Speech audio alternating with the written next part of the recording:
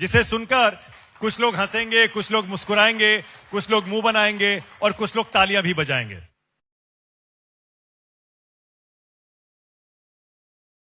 Cockroach पूरी दुनिया में मशहूर हो गया है। थोड़ी सी मार्केटिंग भी मैं कर लूं यहां पर। यह पहली बार है जंतर मंतर के आंदोलन के बाद कि अभिजीत दीपके, सौरभ दास, और स्वागत करिए क्रांतिकारी कॉकरोचेस या फिर द थ्री मस्किटियर्स का। अभिजीत दीपके बीच में है, आशुतोष रांका हैं, सौरभ दास हैं। थ्री मस्किटियर्स ठीक कहा मैंने? चलेगा अभिजीत? चलेगा, बिल्कुल चलेगा। चलेगा। यस। तीनों दोस्त हैं, दोस्त कह सकते हैं ना? Yes. Okay, thanks for coming first of all. Thank you so much. Ashutosh सीधे जयपुर से आए हैं, अभिजीत शायद दिल्ली में ही थे, जाना था। सौरभ भी स्पेशली पौंडीचेरी से आए हैं, इसीलिए इस एफर्ट के लिए थैंक यू पहले। और आते ही आपने दिल्ली में धमाल कर दिया, फिर से आपने मार्च का ऐलान कर दिया। दिल्ली आते हैं तो बवाल करने ही आते हैं क्या आप? क्या ऐलान किया है आज? मजबूरी में करना पड़ता है, हम थोड़ी ना करना चाहते। बट वही था कि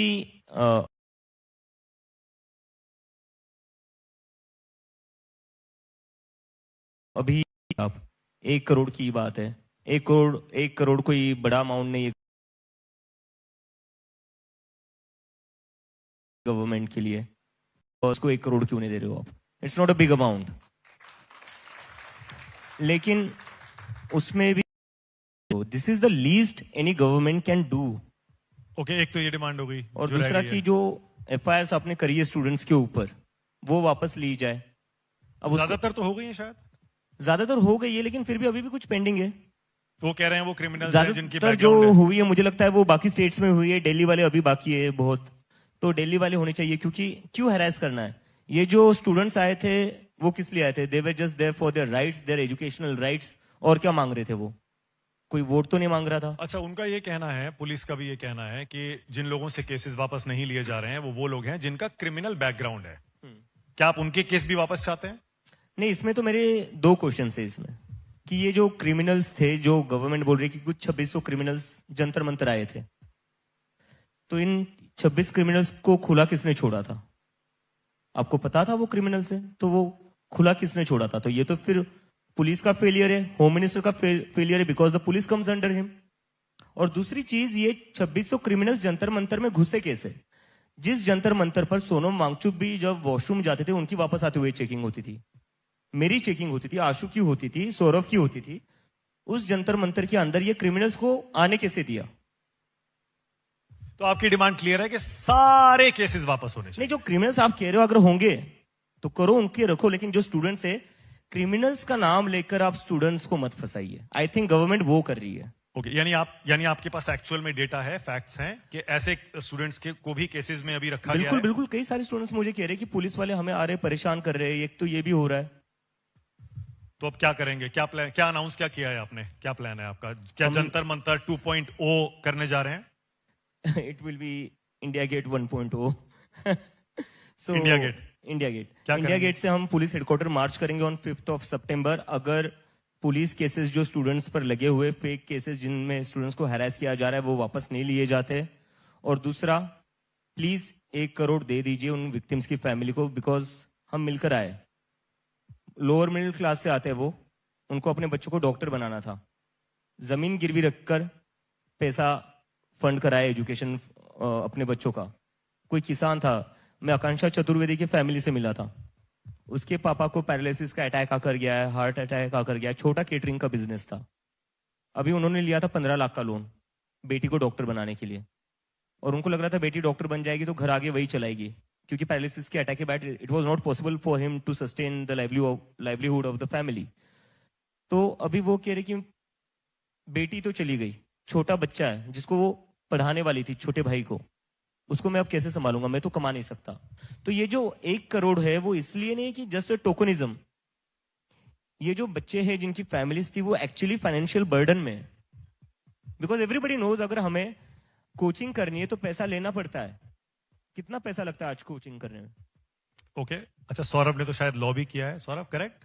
यू डन लॉ नहीं किया है, हाँ मैं लॉ पे लिखता हूँ। अच्छा, लॉ पे, हाँ आपने लिखा भी है लॉ, सुप्रीम कोर्ट बहुत कवर भी किया है आपने एज ए रिपोर्टर, करेक्ट?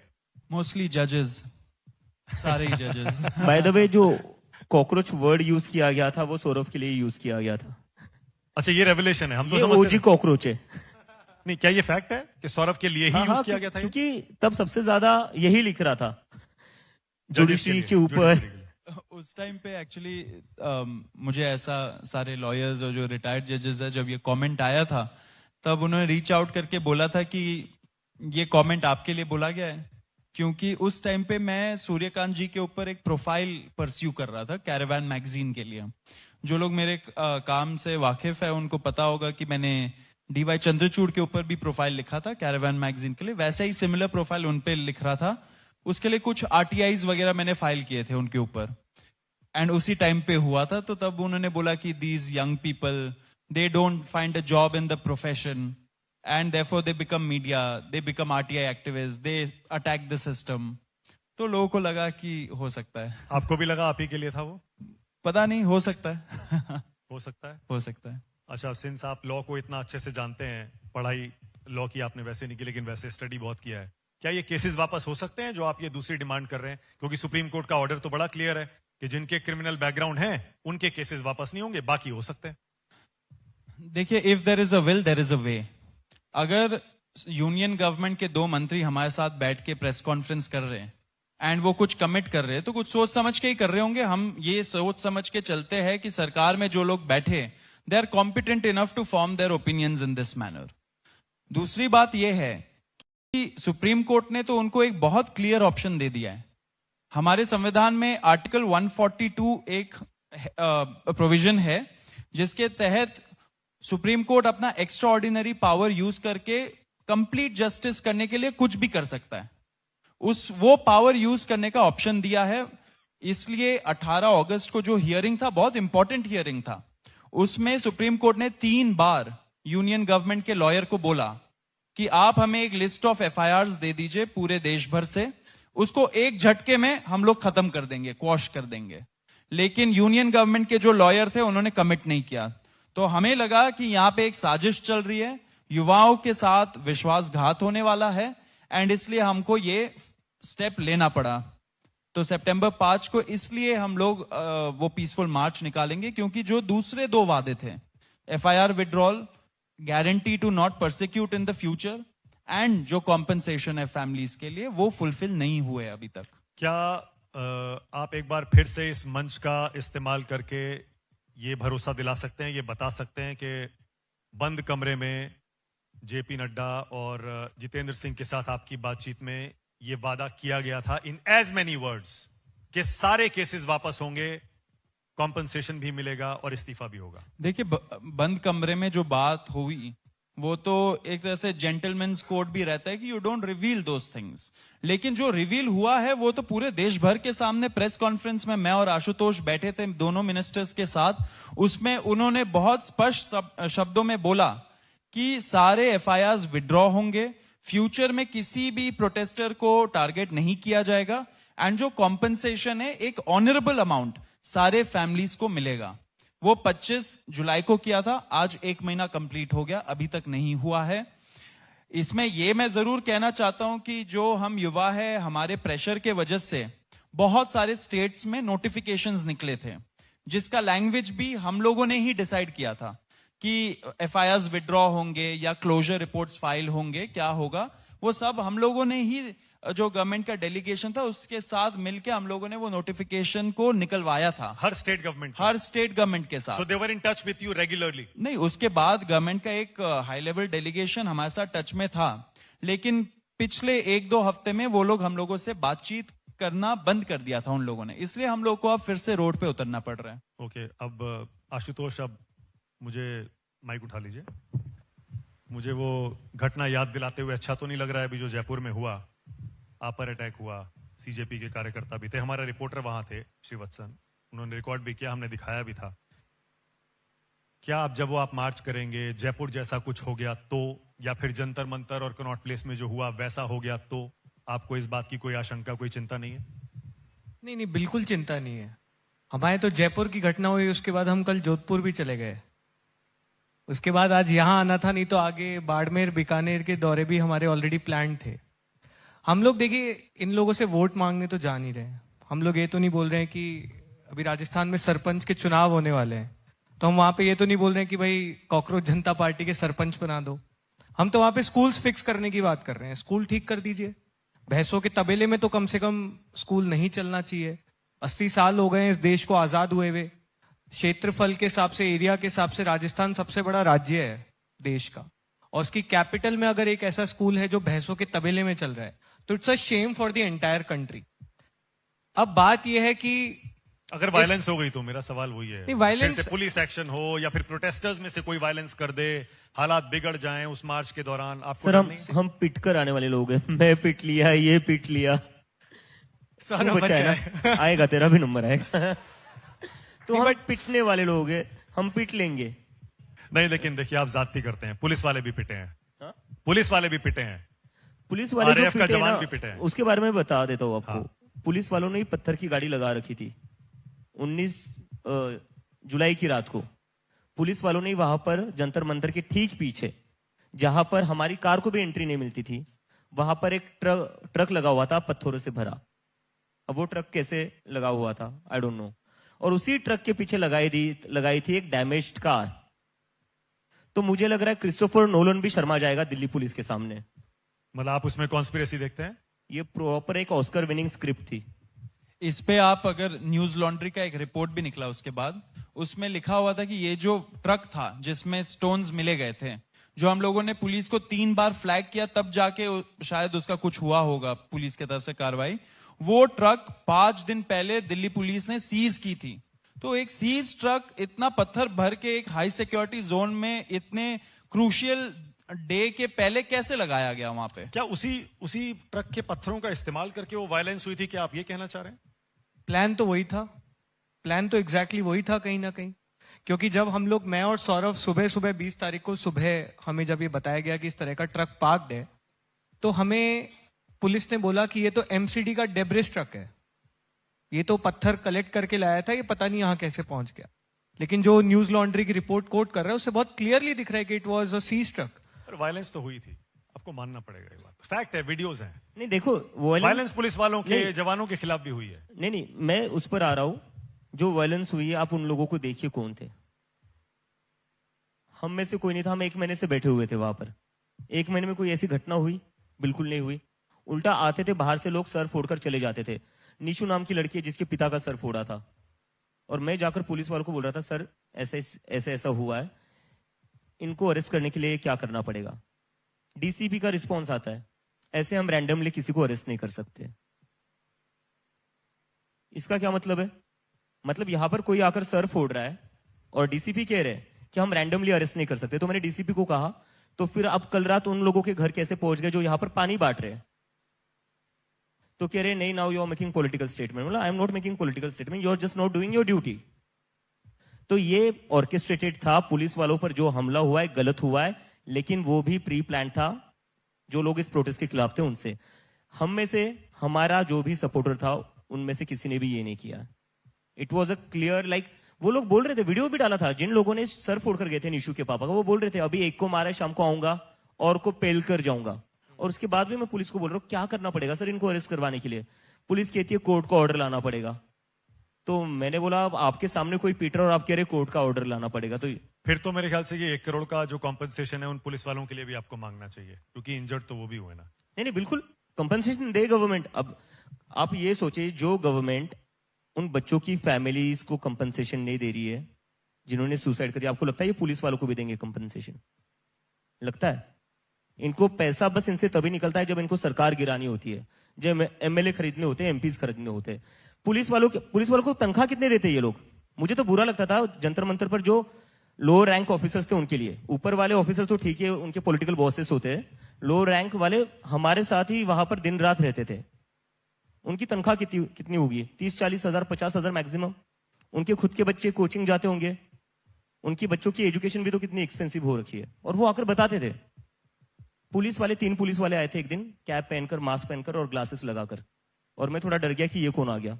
तो कहते हैं कि नहीं, थोड़ा साइड में आकर बात करते हैं। मैंने बोला क्या हो गया? कहते हैं हम पुलिस वाले, हमारी यहीं पर ड्यूटी लगी हुई है, लेकिन आज सपोर्ट करने आ रहे थे, तो आज हम ऑफ लेकर आए। आप जो कर रहे हैं बहुत अच्छे कर रहे हो, क्योंकि मेरी बेटी 10th में है और मैंने चाहता मेरी बेटी को भी वही झेलना पड़े जो आज बाकी लोग झेल रहे हैं।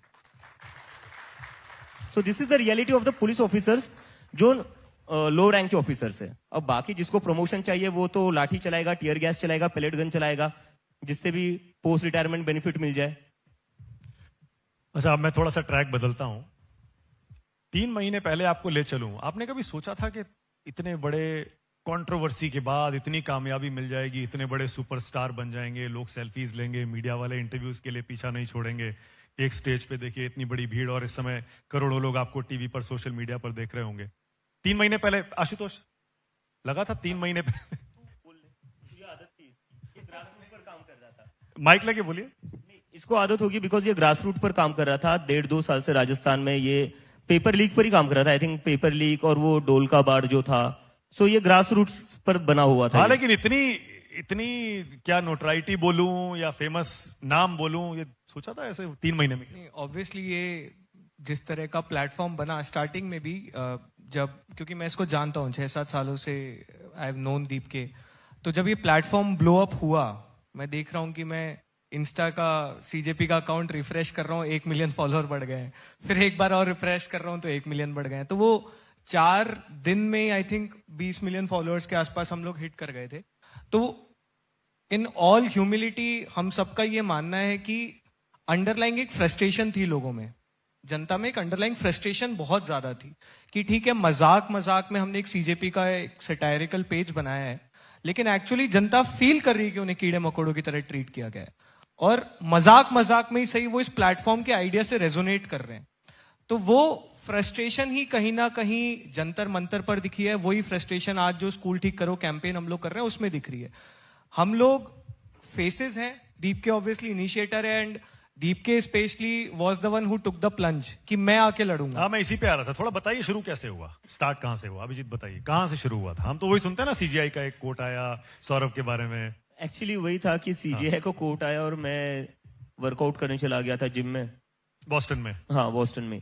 तो मैं जिम से आता और मैं शाम का टाइम था, मतलब दिन भर जॉब्स के लिए अप्लाई करो, डिग्री हो चुकी थी तो जॉब ढूंढ रहा था, जॉब्स के लिए अप्लाई करो दिन भर, शाम को जिम चले जाओ और रात को थोड़ा फीफा खेलो प्ले स्टेशन पर।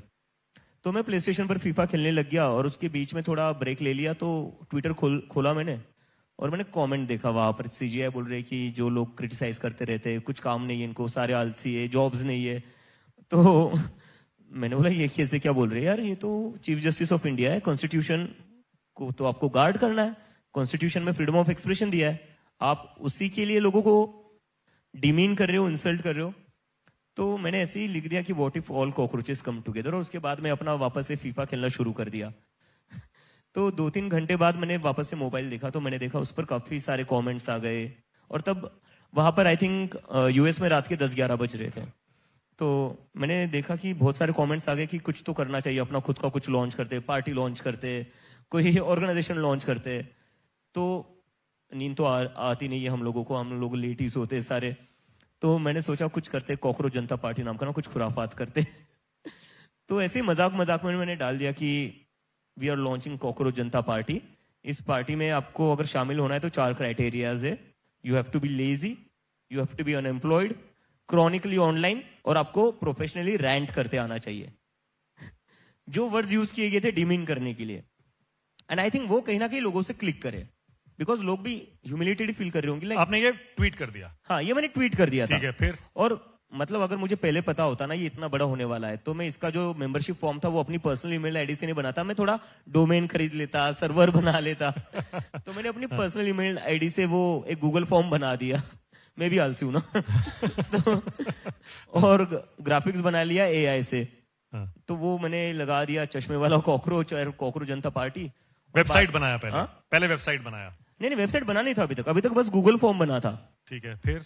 तो मैंने देखा कि मैंने पोस्ट कर दिया वो, और उसके बाद मैं देख रहा हूँ कि गूगल फॉर्म पर कुछ 1-2 घंटे में आ गए 5000 रजिस्ट्रेशन। मैं बोला ये क्या हो रहा है? तो 5000 रजिस्ट्रेशन देखकर मैं थोड़ा कंफ्यूज हो गया, लाइक ये क्या हो रहा है, क्योंकि मैं एक्सपेक्ट कर रहा था 200 आएंगे, 300 आएंगे, ट्विटर पर रीच ही कितनी मिलती है। लेकिन वो 5000 जब रजिस्ट्रेशन आए विद इन 2 आवर्स, तब मुझे लगा कि ये फैल चुका है। शायद किसी ने लिंक डाउनलोड करके लिंक लेकर टेलीग्राम पर फैला दी हो, व्हाट्सएप पर फैला दी हो, आई डोंट नो। तो मुझे वहां पर लगा कि people are connecting with it. तो उसके बाद वो 5,000 देखने के बाद मैं बोला अब करना क्या, मुझे तो आइडिया नहीं है अब इसका करना क्या है। तो मैं सो गया। सो गए। मैं सुबह उठकर देखता हूँ 12 घंटे के अंदर 50,000 लोगों ने रजिस्टर कर लिया। तो then I was like what the, यहाँ नहीं बोलूंगा। तो मुझे समझ में करूं क्या, मैं 50,000 लोगों ने साइन अप कर लिया। I was clearly not prepared for it. अब ये लोग एक्सपेक्ट तो कुछ कर रहे होंगे। अच्छा, आप इन दोनों को पहले से जानते थे? हाँ, सौरभ को मैं ट्विटर और 1-2 बार मिले भी थे हम, और ट्विटर पर मैं सौरभ का काम फॉलो किया करता था। और आशुतोष के साथ तो मैंने आम आदमी पार्टी में पहले काम किया है। ओके। और आम आदमी पार्टी में ही करा है, कोई टेररिस्ट ऑर्गेनाइजेशन नहीं थी वो। इनफैक्ट जो ये कमेंट आया था उससे 1 हफ्ते पहले हमारी बात हुई थी। तो दीपके ने बोला था भाई यूएस में जॉब वॉब देख रहा हूँ, क्या करना है? हाँ। कैसे लगती है जॉब? तो मैंने बोला मेरे को पता होता तो मैं यूएस जाता ना, मैं लंदन नहीं जाता। ये लिटरली हमारी 1 हफ्ते पहले बात हुई है, क्योंकि हम लोगों के सिमिलर प्रोग्राम्स थे। मास्टर्स इसने पब्लिक रिलेशंस में किया था, मैंने पब्लिक पॉलिसी में किया था। तो कहां से किया था? मैंने एलएससी से किया था जी। तो हम लोग पहले से एक दूसरे को जानते थे, और ही इज समवन जो हमेशा से कॉम्स में बहुत स्ट्रांग रहा है। ट्विटर पे स्पेशली क्या लिखना है, कैसे लिखना है, किस तरह से आर्टिकुलेट करना है। तो हम लोग हमेशा से टच में थे। और फिर ये चीज हुई, इसने ये कर दिया, और मैंने इसको टेक्स्ट किया भाई ये क्या चल रहा है ये? तो मतलब 10 मिलियन 20 मिलियन 25 मिलियन फॉलोअर्स हो जा रहे हैं। तो उसने बोला भाई मेरे को भी समझ में नहीं आ रहा है ये हो क्या रहा है। अच्छा, तो पहले आप दोनों बात कर रहे थे? नहीं, सबसे पहले मेरी जो बात हुई, हाँ, पहले सौरभ से I forgot बात that, I forgot that। पहले ये लोग टच में आए। इसकी सबसे ज्यादा फॉलोइंग तो इसकी थी ट्विटर पर। मेरे कुछ 10-15 हजार होंगे, इसके तो कुछ 80-90 हजार। तो मैंने ट्वीट तो कर दिया था, तो मैंने इसको डीएम कर दिया। और तब तक मुझे नहीं लगता उसके 2-3 महीने, मतलब we hadn't talk in between, क्योंकि बहुत टाइम हो चुका था बीच में बात करके। तो मुझे भी शर्म आ रही थी कि थोड़ा सीधा भेज भी रहा हो तो क्या यार ट्वीट एम्पलीफाई कर दे। तो मैंने इसको जस्ट बोला कि I just want to see how the people react to this idea. अगर हो सके तो तू इसको थोड़ा रिट्वीट कर दे, तेरी फॉलोइंग थोड़ी ज्यादा है। तब हमारी बात हुई थी। उसमें मैंने लिखा था कि come on folks, this is too good, sign up. तो फिर मुझे याद है 24 घंटे हुए होंगे वो लिंक के online, and it blew up. And उसके बाद मुझे दीपके का कॉल आया था कि यार ये तो बहुत ज्यादा बड़ा हो गया, इतना तो एक्सपेक्ट ही नहीं किया था, अब क्या करें? मैं बोला टेक अ चिल पिल, देखते हैं क्या होता है। यूथ सेंट्रिक इश्यूज उठाते रहना उसमें। इसमें बोला था कि एक आरटीआई का वर्कशॉप कर दो, क्योंकि मैं आरटीआई वगैरह बहुत फाइल करता था, एंड ही वाज अवेयर। तो बोला कि एक आरटीआई वर्कशॉप प्लान कर सकते हैं। मैं बोला वो भी कर सकते हैं। हाँ। अच्छा, फिर उसके बाद वेबसाइट दिमाग में तो बनाया? ये था ना कि अब लोगों ने तो साइन अप कर लिया है, लेकिन मैं क्लूलेस बैठा हूं कि करना क्या है। क्योंकि मैं तो एक्सपेक्ट ही नहीं कर रहा था। मैं तो सोच रहा था मैं थोड़ा पॉलिटिकल सटायर कर रहा हूँ, उसके बाद मैं अपनी बॉस्टन वाली लाइफ में खुश हूँ, दोस्तों से मिलूंगा, बाहर जाऊंगा, पीएस खेलूंगा अपना। लेकिन अब ये हो गया, then I was really clueless. लेकिन जैसे जैसे फॉलोइंग बढ़ती गई, फिर लगा कि नहीं यार इसको कुछ करना तो चाहिए। तो तब तक मैं सोच रहा था इसको वर्चुअली रखते हैं, और विद इन 4 days बीजेपी को ओवरटेक कर लिया। That is when I knew. Instagram पे? इंस्टाग्राम पर। नहीं तो पहले वेबसाइट बनाया? सॉरी, वेबसाइट बन गई। हाँ। फिर 50,000 फॉलोअर्स के बाद हमने वेबसाइट, सॉरी मेंबर्स के बाद में हमने वेबसाइट बना दी। फिर बाद में देखा कि वो 1 लाख हो गया, 2 लाख हो गया। तो मुझे लगा अब तो सोशल मीडिया चैनल लॉन्च कर देना चाहिए अपना। तो मैंने मजाक मजाक में और एक सटायर कर दिया, CJP 2029 Insta, Twitter handle. Okay. हाँ, और उसके ऊपर बोल दिया ये हमारा इलेक्शन सिंबल होगा। ये पूरा सटायर था उस टाइम तक। ठीक है। और फिर बाद में लगा कि नहीं यार इंस्टाग्राम भी कर लेते, जबकि मुझे इंस्टाग्राम का ज्यादा आइडिया नहीं था। मेरे अपने ही 200 फॉलोअर्स थे, और वो भी वही थे जिनको मैं लाइफ में at some point of time मिला हूं। सो ऐसा कुछ नहीं था कि मेरे इंस्टाग्राम पर, मुझे इंस्टाग्राम ज्यादा चलाना भी नहीं आता था। Twitter I was very good with Twitter, मुझे आता था। तो इंस्टाग्राम शुरू कर दिया। मुझे लग रहा था 10-15 हजार फॉलोअर्स आ जाएंगे। मैं देख रहा हूँ 10-15 हजार फॉलोअर्स तो स्टार्टिंग में ही आ गए आधे घंटे में, and that number is just increasing by 10 times every passing minute. और 4 दिन में बीजेपी को ओवरटेक कर दिया। तो मैं बोला ये क्या हो गया। तो क्लियरली समझ नहीं आ रहा था करना क्या है, इसलिए उसके बाद मैं थोड़ा कंफ्यूज था कि अब करना क्या है। Like I am not somebody who is very comfortable on camera. Photo खिंचाना भी मतलब ऑकवर्ड फील करता हूँ। तो ऐसा भी नहीं है कि मैं अभी तो नहीं लगता है? अभी नहीं, अभी आदत हो गई जंतर मंतर की वजह से। हाँ, बट स्टिल अभी भी कोई सेल्फी खींचने बोलेगा मैं थोड़ा ऑकवर्ड फील करता हूँ। ओके। और जब बढ़ने लगे फॉलोअर, तो फिर कब डिसाइड हुआ कि चलो भैया आप चलते हैं दिल्ली और नहीं, वो करते तब- हैं लॉन्च सीजेपी ढंग से? वो तब हुआ जब बोला गया नेशनल सिक्योरिटी थ्रेट है। वो बात it hurt me a lot, because बचपन से प्यार किया है यार देश से। लाइक इसी देश में पले बड़े हैं, इसी देश का नेशनल एंथम गाया है हर 15 अगस्त को।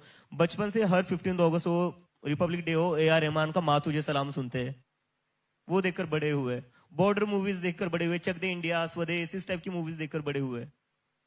And you are calling us national security threat, and that too for what? मतलब चलो ठीक है, मैंने कोई प्रॉब्लमेटिक कमेंट किया होता मैं समझ लेता, या मैंने पीएम का भी कोई हार्श क्रिटिसिज्म किया होता मैं समझ लेता, क्योंकि ये लोग पीएम की जब आप क्रिटिसाइज करते हो तब ये जनरली बोल देते हैं कि नेशनल सिक्योरिटी थ्रेट है ये। बट ये तो पॉलिटिकल सटायर था, it was just a joke. Cockroach जनता फिर पार्टी। आपको वो बात हर्ट कर गई है, फिर हाँ, आपने डिसाइड बिकॉज किया मुझे कि यूएसए में जो लोग जान रहे थे वो मुझे देखकर, मेरा स्किन टोन देखकर क्या बोलेंगे, ही इज एन इंडियन। मुझे पहले इंडियन देखकर ही, बोलकर ही तो देखते होंगे ना कि ब्राउन लड़का है, ही इज एन इंडियन। मुझे मेरे बॉस्टन यूनिवर्सिटी में हर कोई इंडियन गाय अभिजीत। तो मतलब जब मैं इंडियन पासपोर्ट पर एक अब्रॉड कंट्री में हूं, एक फॉरेन कंट्री में हूं मैं, जहां पर मुझे एज एन इंडियन जाना जाता है, और आपको पता है जब आप अब्रॉड जाते हो आपके साथ थोड़ा रेसिज्म होता है, because you are of a different colour. तो जब आपके साथ वो ऑलरेडी होता है, मेरे बॉस्टन बिकॉज वहां पर बहुत ही प्रोग्रेसिव और लिबरल लोग हैं, तो वहां ऐसा कुछ हुआ नहीं मेरे साथ, लेकिन स्टिल एक रहता है थोड़ा। तो जब आपके कंट्री का सिटीजन किसी और कंट्री में है, जब वहां पर चांसेस है कि लोग उसको अलग तरीके से देखे, अलग तरीके से ट्रीट करे, तब आपकी अपनी ही गवर्नमेंट आपको नेशनल सिक्योरिटी थ्रेट बोलती है। आप तो संभाजी नगर में ही पैदा हुए थे? हाँ, संभाजी नगर में पैदा हुआ सारी हूं। पढ़ाई भी आपकी मेरी वहीं हुई? सारी स्कूलिंग वहां पर हुई है। मेरा सरकारी स्कूल में पढ़े हैं? नहीं, सरकारी नहीं, प्राइवेट स्कूल प्राइवेट में पढ़े? Yes yes. सरकारी स्कूल में पढ़ता तो इतना आगे नहीं जा पाता। ये हालत है हमारे देश के सरकारी school. But coming back to the आपके पॉइंट, अब थोड़ा फैमिली बैकग्राउंड के बारे में बताइए। देखिए आज ये मौका है कि देश की जेन जी आपके बारे में और जाने, बैकग्राउंड के बारे में जाने, किन रूट से आप निकले हैं, कैसे यहाँ तक पहुंचे हैं। मुझे लग रहा है मैं ही थोड़ा ज्यादा बोल नहीं, रहा अभी हूँ। इनकी भी बारी आने वाली है, दोनों की आ रही है अभी। नहीं, सो मेरा तो ये है, लाइक प्राइवेट स्कूल में पढ़े? आइडेंटिटी पॉलिटिक्स में करना नहीं चाहता, but I come from a Dalit family. और उसमें यह है कि मेरे डैड को बेनिफिट मिला रिजर्वेशन का, इसलिए उनको एक अच्छी जॉब मिली, और जिसकी वजह से I could go to a private school, I could have better opportunities, I could have better privileges. क्या क्या करते थे आपके डैडी? मेरे डैड इंजीनियर थे। इंजीनियर थे? प्राइवेट जॉब में? हाँ, नहीं, गवर्नमेंट जॉब। Government job. तो मेरे डैड इंजीनियर थे, एंड देन वो बन गए अब इंजीनियर। उसकी वजह से तो मैं बॉस्टन तक जा पाया, वरना मैं कहा जाता मैं। हाँ, आपने कहीं कहा भी था कि बॉस्टन जाने के लिए आपके डैडी ने लोन वोन लिया था, कुछ ऐसा? हाँ, मैंने खुद लोन लिया है, और मुझे स्कॉलरशिप भी मिली है, जिसका लेटर भी है मेरे पास। वो लोन पे हो गया या अभी भी जारी है उसकी नहीं, EMI? वो तो अभी पे करना है, अभी तो मेरी पढ़ाई खत्म हुई है ना। तो यूएस में रहने का प्लान वही था मेरा, कि यूएस में रहकर मैं कमा लूंगा पैसा, लोन रिपे कर दूंगा एंड ऑल दैट। लेकिन वही है कि कमिंग फ्रॉम अ फैमिली, अब जैसे मेरे डैड पढ़ लिख गए, मेरे गांव में और कोई पढ़ा लिखा नहीं है, मेरे इमीडिएट जो रिलेटिव्स है वो कोई पढ़ा लिखा नहीं है। मेरे चाचा अभी भी एक छोटी दुकान चलाते हैं, मेरी बुआ अभी भी खेतों में काम करती है, या डेली वेज लेबरर की तरह काम करती है जब जाना पड़ता है।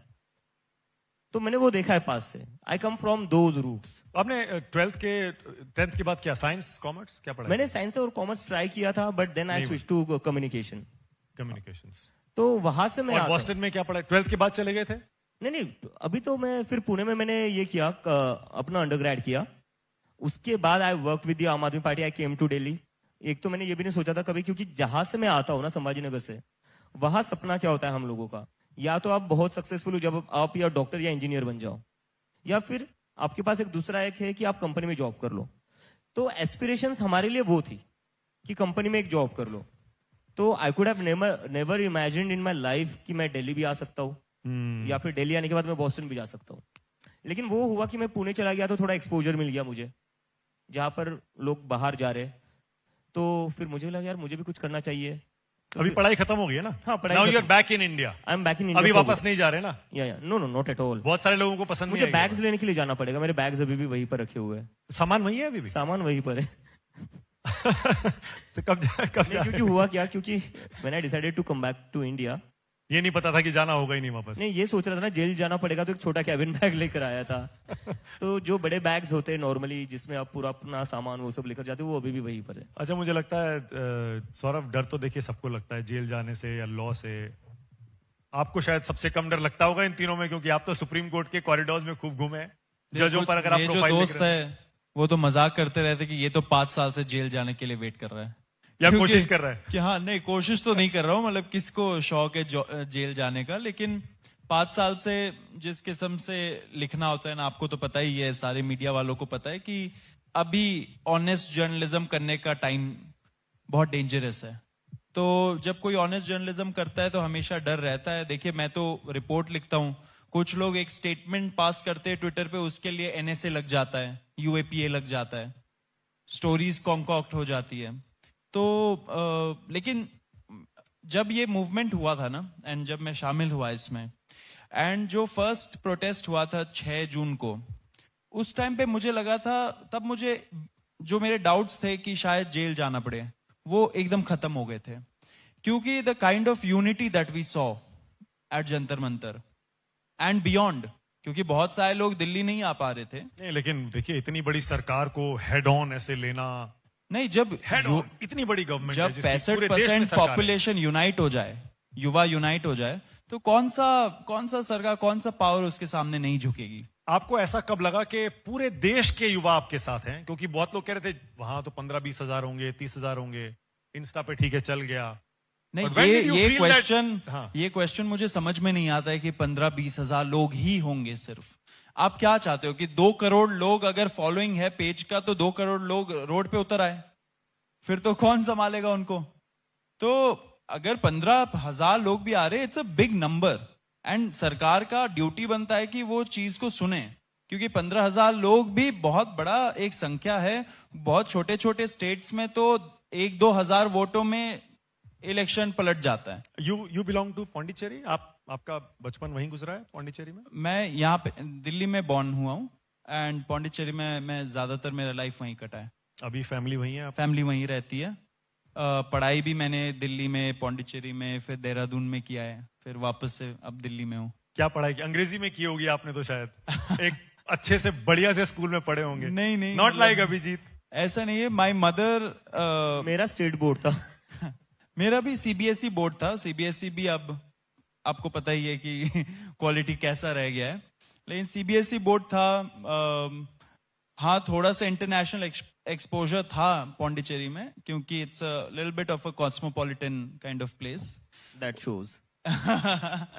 तो वहां पे पढ़ाई लिखाई किया, फिर मैंने So you had a good background, good family background, no नहीं, not struggles really, as it was such? Mostly my mother.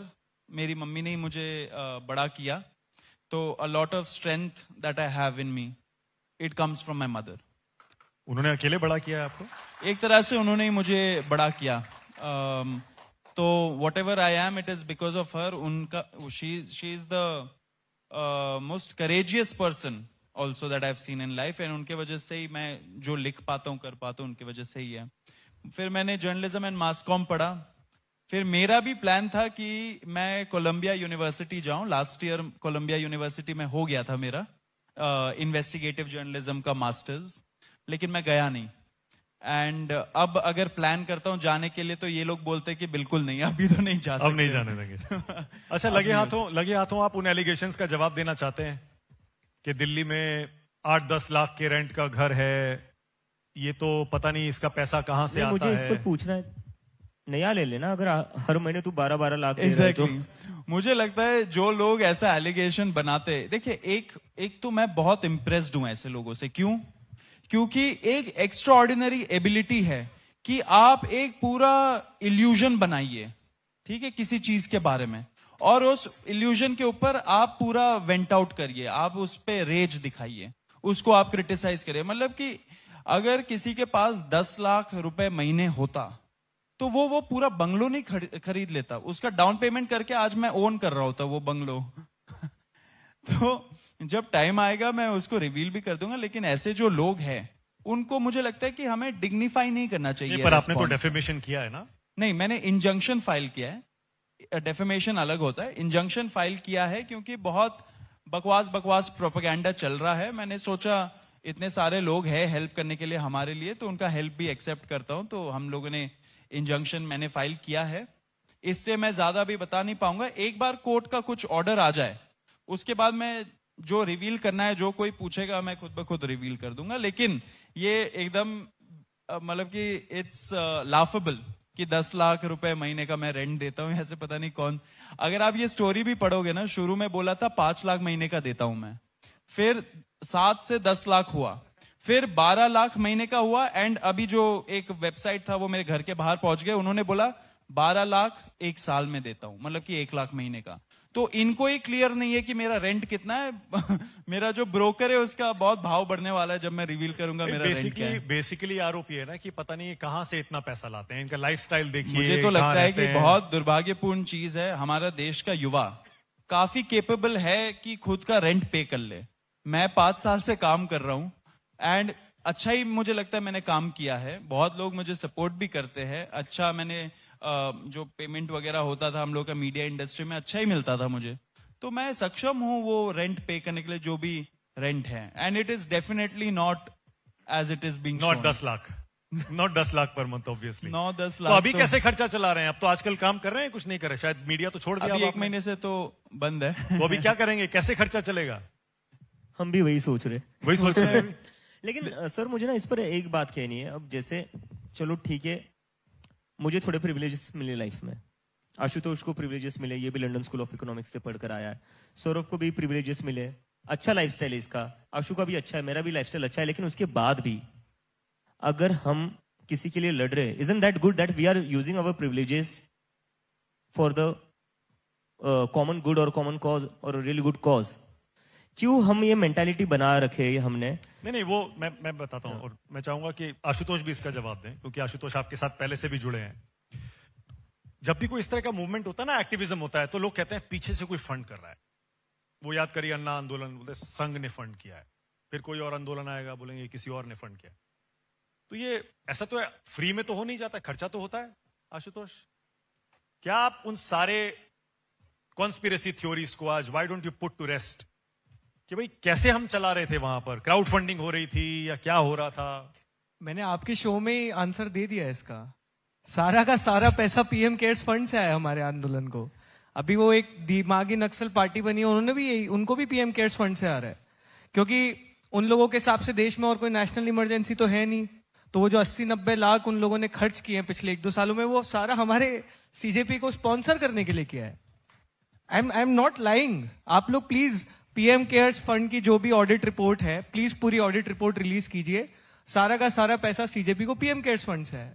आशु, एक और चीज भूल रहे हैं, थोड़ा सा इलेक्टोरल बॉन्ड्स बीजेपी की तरफ से भी आया है, तो उनका भी जांच हो जाना चाहिए। नहीं, लेकिन उधर जाएंगे तो फिर तो आपको ये भी बताना पड़ेगा। अच्छा, इसका ये राम मतलब मंदिर का आपकी, चंदा थोड़ा इधर तो नहीं डाइवर्ट हुआ था?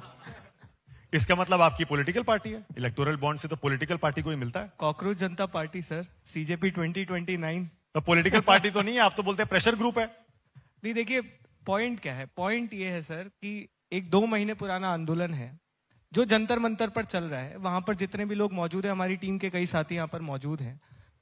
हमारे सोनम सर जब पहली बार आए थे 6 जून को, हमारी स्टेज वहां पे लग रही थी।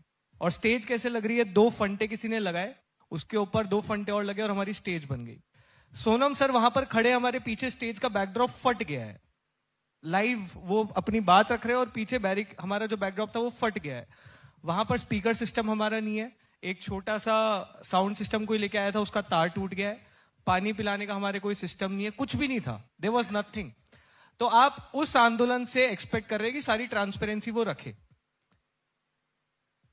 एक ऑर्गेनाइजेशन है जो बीजेपी की एफिलिएट है, खुद को इंडिपेंडेंट बनाती है, 100 साल से पुरानी ऑर्गेनाइजेशन है, वो अनरजिस्टर्ड चल रही है वो ऑर्गेनाइजेशन अभी तक। उससे आज तक किसने अकाउंटेबिलिटी मांगी? जो 50-50 करोड़ रुपए देकर ये पार्लियामेंटेरियंस खरीदे जा रहे हैं, उससे कौन अकाउंटेबिलिटी मांग रहा है? और हर डिस्ट्रिक्ट में, every single district BJP has an office, और लग्जूरियस ऑफिस है। हमें भी और लगता है आगे कि तो कभी देखिए, एंट्री कर अगर पाए तो आपको- अच्छा लगेगा। अगर आपको नेशन वाइड ऐसे कैंपेन और चलाने हैं, आपको पैसा तो जुटाना पड़ेगा। नहीं, तो बिल्कुल क्या जुटाना सोच रहे हैं? पड़ेगा। क्राउड फंडिंग करेंगे? कैसे बिल्कुल exactly same model. Jantar Mantar पे ऑब्वियसली थोड़ा अनस्ट्रक्चर्ड था, क्योंकि बहुत तेजी से बहुत सारी चीजें हो रही थी, तो थोड़ा सा एडहॉक सिस्टम था। जैसे स्टेज के सामने हमने एक बहुत छोटा सा पीपा लगा रखा था, पीपा रख रखा था, उस पर डोनेशन बॉक्स लिखा हुआ था, पीछे तो पता ही नहीं पड़ता था लोगों को। कई लोग आते थे, बोलते थे कि हम सपोर्ट करना चाहते हैं, तो हम यही बोलते थे we don't want to take cash, आप इन काइंड सपोर्ट कर दीजिए। तो जैसे किसी ने आए, उन्होंने बोला छत्तीसगढ़ से एक बिजनेसमैन आए थे, तो हमने बोला आप कारपेट्स लगा दीजिए यहाँ पे, रोड पे यहीं पे लोग सोते हैं, दिक्कत होती है, आप कारपेट्स लगा दीजिए। किसी ने मेरे को रीच आउट किया कि मैं सपोर्ट करना चाहती हूँ, तो मैंने बोला मैम आप थोड़े से तिरपाल स्पॉन्सर कर दीजिए। इस तरह से हमारा पूरा सिस्टम चला है। और ऑब्वियसली अब क्योंकि आंदोलन बड़ा हो गया है, मूवमेंट बड़ा हो गया, तो the same model will become a bit more structured, कि इसको एक थोड़ा सा ऑर्गेनाइज तरीके से, थोड़ा सा और फॉर्मल तरीके से करेंगे। बट आइडिया अभी भी वही है कि it has to be a crowd sourced, crowd funded movement, क्योंकि हम चाहते हैं कि ये आंदोलन जो हम बोल रहे हैं for the youth, of the youth, by the youth, financially भी उसी तरह ऑपरेट करे। हम नहीं चाहते हैं कि जिस तरह से देश में पॉलिटिकल पार्टीज ऑपरेट करती हैं, जहां पे वो बड़े बड़े बिजनेसमैन से पैसा लेती है, फिर पूरा कॉम्प्रोमाइज होता है, इंस्टीट्यूशनल इंटेग्रिटी कॉम्प्रोमाइज होती है। We want to be different. तो जो भी होगा, जैसे भी होगा, जनता संभालेगी। It will just be a bit more structure. ठीक है, ओके। अब ये भी बताइए, आपके सारे झगड़े बीजेपी से ही क्यों होते हैं? लोग कहते हैं कि आप ऑपोजिशन के हाथों में खेल रहे हैं, उसकी कठपुतली हैं। आपने बीजेपी को, बहुत सारे लोग तो ये भी लिखते हैं, बीजेपी को सत्ता से हटाने की सुपारी ले ली। ऐसे ऐसा लोग बोलते हैं। बाकी सारी पॉलिटिकल पार्टीज के बारे में आप कुछ नहीं कहते, चाहे उनकी गवर्नमेंट किसी भी और स्टेट में हो। ऐसा क्यों है, बताइए। महाराष्ट्र मेरा घर है। अब मैं अपने घर के स्कूल्स में जा रहा हूं। राजस्थान आशु का घर है, वो अपने घरों के स्कूल में जा रहा है। सौरभ दिल्ली में रहता है, और पौंडी, वहां पर भी वही लोग हैं। तो अब हमारी गलती है कि आपने इतने सारे स्टेट्स जीत लिए। तो आप इन स्टेट से स्टार्ट कर रहे हैं? हम हमारे होम स्टेट से स्टार्ट कर रहे हैं। और रही बात बाकी स्टेट्स में जाने की, तो जाएंगे, वहां पर भी जाएंगे ना। झारखंड तो नहीं गए? हाँ, झारखंड नहीं गए? नहीं, झारखंड के जो प्रोटेस्ट चल रहा था, वहां पर देवेंद्र महतो जो थे, वो उस मूवमेंट को लीड कर रहे थे। हमारी टीम गई थी, सीजेपी की टीम गई थी। हम नहीं चाहते कि हम हर जगह जाए और हम हमारा चेहरा चमकाए, जो हम पहले से कह रहे थे। Don't make anybody hero overnight. और लोगों को आगे आना चाहिए, और जो जो लोग आगे आएंगे हम उनको सपोर्ट करेंगे। And that was our stand कि इस मूवमेंट को बैक एंड से हम सपोर्ट करेंगे, जो हमने किया। और हमें वही तो चाहिए ना। अब आप कहेंगे कि जो छोटी बच्चियां वीडियोस बना रही थी प्रोटेस्ट कर रही, आप वहां क्यों नहीं गए? उनको सपोर्ट करना हमारा काम है। हम नहीं चाहते कि हर जगह जाकर हम प्लेटफॉर्म उनका हाईजैक कर ले, या फिर हम ही चमका ले खुद को, क्योंकि that is not our idea. Our idea is India में जितने ज्यादा प्रेशर ग्रुप बनेंगे, that is good for the democracy. पर पॉलिटिक्स में जाने का रास्ता तो खुला है ना? अभी तो हम सोच नहीं रहे, क्योंकि जाकर करेंगे क्या सर? अभी सोचा नहीं है? नहीं, क्योंकि अगर पॉलिटिकल पार्टी बना देते तो उस पार्टी को बचाने में ही पूरा टाइम लग जाएगा। एक दिन ईडी आ जाएगी चाय पीने, दूसरे दिन सीबीआई आ जाएगी, फिर आईटी आ जाएगी, और क्या पता किसी दिन इन दोनों को ही प्राइवेट जेट में बिठाकर गुवाहाटी लेकर जाएंगे। अच्छा, मैं तीनों से पूछ रहा हूं, तीनों की आइडियोलॉजी क्या है? देखिए, आजकल तो लेफ्ट होता है, राइट होता है, सेंटर होता है। कुछ आइडियोलॉजी के बारे में सोचते हैं?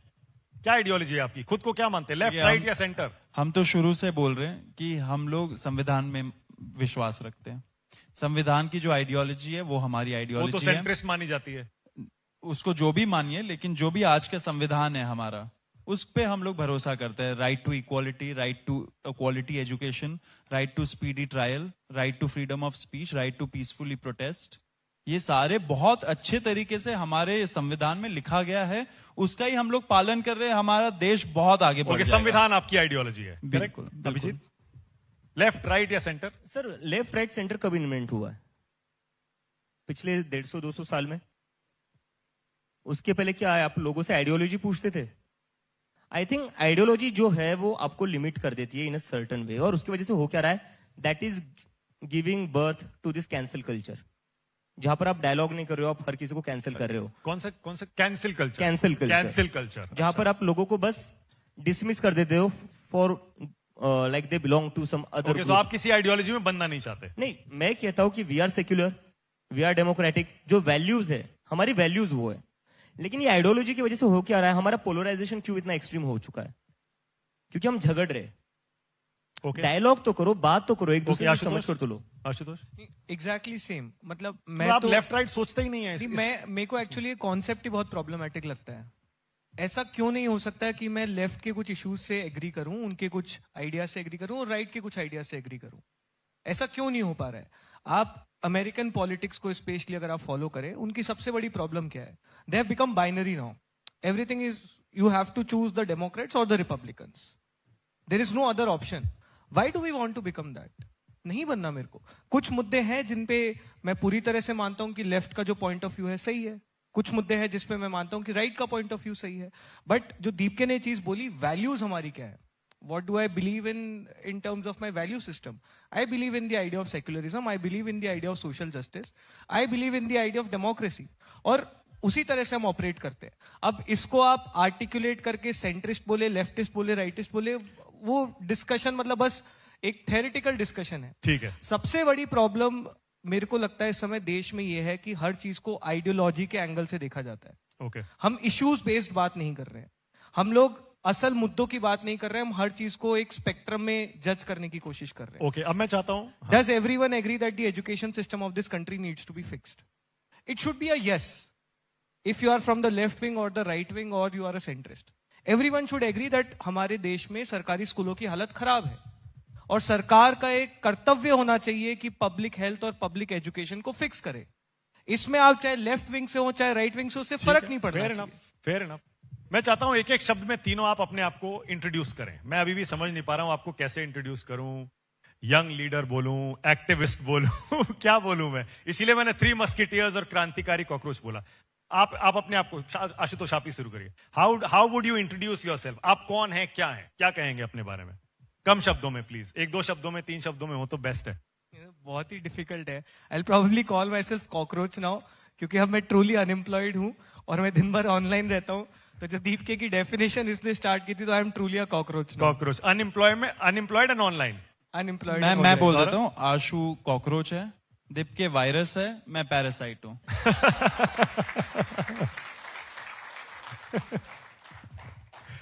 मैंने आपसे आपके बैकग्राउंड के बारे में नहीं पूछा, लोग नाराज हो जाएंगे जेनजी वाले। आप अपने बारे में जरा बताइए, कहाँ पैदा हुए, कहाँ पढ़े लिखे, कौन से स्कूल में पढ़े, कौन सी पढ़ाई की, थोड़ा फैमिली बैकग्राउंड के बारे में बताइए। मैं पला बड़ा जयपुर में हूँ और स्कूलिंग वगैरह सब कुछ वहीं से हुआ है। और मिडिल क्लास फैमिली, ना कम ना ज्यादा, जितना जरूरत होती है डेली सस्टेन करने के लिए, एक फैमिली को सस्टेन करने के लिए, उतना हमेशा से फैमिली में रहा है। लेकिन मेरी फैमिली में एक अलग बात ये थी कि मेरी मम्मी की साइड की जो फैमिली है उसमें मेरे से पहले बहुत सारे लोग आईआईटी क्रैक कर चुके थे। तो एक अनसेड एक्सपेक्टेशन थी कि ये तो आईआईटी की तैयारी ही करेगा। और मेरी फादर के साइड से स्टोरी ये थी कि my father was very intelligent, chartered accountant की वो तैयारी कर रहे थे, लेकिन फाइनेंशियल सिचुएशन इस तरह से बनी कि वो अपनी सीए कंप्लीट कर नहीं पाए। तो दोनों साइड से हमेशा एक अंडरस्टैंडिंग थी कि एजुकेशन बहुत इंपॉर्टेंट है, पढ़ाई कर लो, उसके बाद जो इसको जो करना है वो करे। तो बचपन तो मेरा सिर्फ पढ़ाई में ही बीता है। मैं थोड़ी बहुत डिबेटिंग करता था, बट मोस्टली पढ़ाई में मैं ध्यान था। हाँ, 12th के बाद जेई निकलने के बाद आईआईटी कानपुर जब मैं गया तो मैं एकदम खुद को फ्री कर लिया था। बहुत ज्यादा थिएटर में मैं इन्वॉल्व था, स्टूडेंट सेनेट, हमारी स्टूडेंट पॉलिटिक्स काफी एक्टिव थी आईआईटी कानपुर में। तो I was very active in politics. उसके बाद आप चले गए एलएससी? उसके बाद मैं मैकेंजी में जॉब किया 2 साल एज अ कंसल्टेंट। और तब मेरे को पता नहीं था कि एग्जैक्टली कब मैं वापस पब्लिक लाइफ में आऊंगा। ये बहुत क्लियर हो गया था क्योंकि मैं स्टूडेंट पॉलिटिक्स में काफी एक्टिव था आईआईटी कानपुर में, कि मेरे को पब्लिक लाइफ में ही इवेंचुअली आना है। लेकिन मैकेंजी में एक प्रोजेक्ट था, उत्तर प्रदेश के किसी गांव में हम लोग घूम रहे थे और हेल्थ का एक प्रोजेक्ट था, और हम लोग एकदम सूट बूट पहन के एज कंसल्टेंट्स वहां पे जा रहे हैं। सरपंच साहब को ज्ञान दे रहे हैं कि आपके हेल्थ सेंटर में ये दिक्कत है, वो दिक्कत है। तो सरपंच साहब ने ना हमको बस ये बोला कि यार तुम बस कुछ भी करके हेल्थ सेंटर बना दो और फीता तुमसे कटवाऊंगा मैं। हाँ। तो उस दिन वो बबल टूट गया मेरा। उस दिन मेरे को लगा कि actually if I think of it, मैं कुछ भी कर लूं ना, अभी ये सब सेंटर में नहीं चेंज कर सकता। The only way I can probably do it is through politics. अब काफी लोग ये बोलते हैं कि ब्यूरोक्रेसी में क्यों नहीं गए, खुद का एनजीओ खोल सकते थे। तो ब्यूरोक्रेसी में मेरी सबसे बड़ी प्रॉब्लम थी कि इनको भी ऊपर से ऑर्डर आ रहे हैं, और अगर इनके ऊपर जो व्यक्ति बैठे हैं उनका दिमाग खिसका हुआ है तो ये कुछ नहीं कर पाएंगे। सबसे ज्यादा पॉलिटिक्स में लगता है सबसे पहले यही जाएंगे, इनकी बातों से लग रहा है अभिजीत। मुझे आज पता चला तू इतना अच्छा क्यों बोलता है। Yes. आपसे अच्छा ये क्लियर है कि आपके लीडर अभिजीत दीपके हैं, क्या आप दोनों ने मान लिया है? कन्वीनर, को कन्वीनर 2, ये क्लियर ये है? पूरा मिसकंसेप्शन है, हाँ? पूरा मिसकंसेप्शन है ये जंतर मंतर पे इतना डांटते थे ये दोनों मुझे। आई वॉन्ट टू से दिस आउट, क्योंकि जब इसने ये कॉल लिया कि मैं यूएस से इंडिया आ रहा हूँ, राइट, मेरे लिए तब से लीडर है। That's it, nothing more nothing less. एक बार जोरदार तालियां कम से कम इस ईमानदारी से किए गए खुलासे की आशुतोष बोल रहे हैं जिस दिन अभिजीत दीपके ने कहा कि मैं यूएस वापस नहीं जा रहा हूं, उसी दिन उन्होंने यूएस से इंडिया आ रहा हूँ, यूएस से इंडिया आ रहा हूं। इस्तीफा लेने। ओके, इसने आई थिंक एक तारीख के आसपास तूने बोला था कि मैं आ रहा हूँ और 6 जून को हम लोग प्रोटेस्ट पे बैठेंगे। आई वॉज लाइक, जो इस तरह का कॉल ले सकता है, जो इस तरह का कॉल ले सकता है, he is a true leader. He knew the consequences. इसको पता था कि there is a good chance that he will get arrested and he will be put in jail for years, and he still took that call. 6 जून को भी जब हम वहां मौजूद थे, इट वॉज कंप्लीट केओस, कुछ हमारा ऐसा कुछ मैनेजमेंट था नहीं, बट इसने ना खुद को एकदम सौंप दिया था कि I am fighting for a cause and I will stand by it. तो वो जो फियरलेसनेस है और वो जो कन्विक्शन है that he is fighting for the right, I don't think anyone in CJP has a doubt who is the Who's the leader? Face and the Who's leader the of face? This movement. But at the same time I think ये हम तीनों ने हमेशा से बोला है, there was no वे ये आंदोलन इतना बड़ा होता अगर जनता पीछे खड़ी नहीं होती। तो हमारा पूरा मैनेजमेंट, हमारा पूरा control was inside those barricades Jantar Mantar पे। बट जो जनता जंतर मंतर के बाहर खड़ी है, जो जनता देश भर में प्रोटेस्ट कर रही है, उनको हम लोगों ने कुछ नहीं बोला कि आप लोग प्रोटेस्ट करो, आप लोग ये करो। Just brought me to my next question, इसी से जुड़ा हुआ है। आप सरकार से अकाउंटेबिलिटी मांगते हैं, लोग कहते हैं कि आपकी अकाउंटेबिलिटी किसके प्रति है? Do you feel accountable at all to anybody and how? Of course sir, we do feel accountable to people, वरना ये प्रोटेस्ट कितने दिन चलना चाहिए ये हम डिसीजन नहीं ले रहे थे। ये रोज मुझे आकर पूछते थे भाई कितने दिन बैठना है, मैंने बोला सामने जब तक लोग बैठ रहे तब तक बैठना है, because we can not betray them at all. तो हमारे ऊपर वो प्रेशर था पब्लिक का कि हम भी प्रोटेस्ट पर बने बैठे। सो हम तो वही कर रहे थे जो लोग हमसे चाह रहे थे, और ये हम रोज बात करते थे लोगों से, तब हम पूछते थे कि कब तक बैठना है, तो रोज लोग कहते थे कि जब तक इस्तीफा नहीं होता है तब तक बैठना है। So how can we go against them? और इसके बाद भी मैं सर आपसे एक वही चीज, coming back to the thing, कि जरूरी नहीं कि हम ही सारी चीजें करें, बिकॉज जो भी इंसान आपसे कह रहा है ना कि हम सारी प्रॉब्लम्स पर लड़ेंगे, सारी प्रॉब्लम सॉल्व कर देंगे, वो इंसान आपसे झूठ कह रहा है। बहुत जरूरी है और ज्यादा ग्रुप्स रहना, then you become competitive and then you try to do the things, वरना आप भी आलसी हो जाते हो अगर आप अकेले ही रह जाओ कि अब तो हम ही हम हैं। तो ये नहीं होना चाहिए। और इसमें आई थिंक हम लोगों का, तीनों का स्पेशली बहुत बड़ा एस्पिरेशन है कि एज अ नेशन एक बहुत बड़ा कल्चरल शिफ्ट जो हम अपने देश में देखना चाहते हैं वो ये है कि हम हीरो वर्शिपिंग बंद कर दे। ये बार बार बोलता है ये चीज कि हीरो वर्शिपिंग मत करो, कि हर जगह हम तीनों में से कोई जाएगा तो ही क्यों काम होगा। तुम्हारे अगर स्कूल खराब है तो तुम लड़ो, दिक्कत होगी तो हम पीछे आके खड़े हो सकते हैं, लेकिन जब तक एज अ कंट्री हम खुद को सिटीजन्स की तरह ट्रीट करना शुरू नहीं करेंगे, हम खुद को एक इस देश का नागरिक, एक जिम्मेदार नागरिक के तौर पर ट्रीट करना शुरू नहीं करेंगे, तब तक दिक्कतें रहेंगी। और तब तक यही होगा कि सब एक्सपेक्ट करेंगे कि दीप के आएगा तो सब कुछ ठीक हो जाएगा, सीजेपी आएगी तो सब कुछ ठीक हो जाएगा। तो ये रोमांटिसाइज करना हमें चीजें बंद करना पड़ेगा। Democracy is an everyday struggle, you have to ask questions every single day. Absolutely. And इसका नतीजा आप देख पा रहे हो, आज कोई भी युवा अगर ऑडिट करने जा रहा है अपना स्कूल, लोकल स्कूल, वो जैसे ही वहां से निकलता है वहां पे मरम्मत शुरू हो जाती है, वहां पे डेवलपमेंट शुरू हो जाती है, वो साफ हो जाती है। हर एक, वो सीजेपी का सपोर्टर हो ना हो, सीजेपी का वॉलंटियर हो ना हो, वहां पे काम शुरू हो जाता है तुरंत। एंड वो अवेकनिंग हमें ग्रास रूट पे चाहिए थी, एंड वही हो रहा है अभी। आई थिंक इससे बेटर कुछ हो ही नहीं सकता, इससे ज्यादा सक्सेसफुल कोई मूवमेंट हो ही नहीं सकती, ग्राउंड लेवल अवेकनिंग हो जाए। ओके, अब मैं थोड़ा खोल रहा हूं इस चर्चा को। सुकेश, राजीव, मेरे दो सहयोगी सवाल पूछना चाह रहे हैं, अखिलेश भी हैं। सुकेश। हेलो। नहीं, मैं पूछना चाहता हूं आप में तीनों में से कोई भी जवाब दे दे। हमारे देश की सबसे बड़ी स्ट्रेंथ जो है, कहते हैं डेमोग्राफिक डिविडेंड है उसका, लेकिन बहुत बार उसमें पॉलिटिकल डिविडेंड भी लोग देखते हैं। आप में से कम दो ऐसे हैं जो आम आदमी पार्टी के साथ काम कर चुके हैं, वो भी एक मूवमेंट के तौर पे शुरू हुआ था। शुरू में उन्होंने कहा कि हम पॉलिटिक्स में नहीं जाएंगे, लेकिन शायद उनको ये प्लंज लेना पड़ा क्योंकि बिना पॉलिटिक्स में जाए चेंजेस नहीं ला सकते। तो क्या, मानक ने पूछा है वैसे, लेकिन मैं एक बार क्लैरिटी चाहता हूं कि क्या आपने ये तय कर रखा है कि एक एक्सपेरिमेंट जिसको बहुत क्रिटिसाइज करते हैं लोग, आम आदमी पार्टी, बहुत सारे लोग उसको क्रिटिसाइज भी करते हैं, तो आप बिल्कुल राजनीति में नहीं जाएंगे या फिर एक प्लंज ले सकते हैं पॉलिटिक्स में? नहीं, देखिए 3 महीने पहले तक इस तरह के प्रेशर ग्रुप की इफेक्टिवनेस को लेकर मुझे बहुत डाउट था। आई विल बी वेरी ऑनेस्ट, मुझे नहीं पता था कि इस तरह के प्रेशर ग्रुप्स कितना इम्पैक्ट क्रिएट कर सकते हैं। लेकिन मुझे लगता है सबसे बड़ा रीजन ये आंदोलन इतना सक्सेसफुल था वो इसीलिए था क्योंकि हम लोगों ने एक independently, without any political bias, without any political affiliation, issues based बात रखी। और इसीलिए जब हम एक प्रेशर ग्रुप की तरह ऑपरेट करते हैं तो it allows people from across the spectrum to come and stand with अस।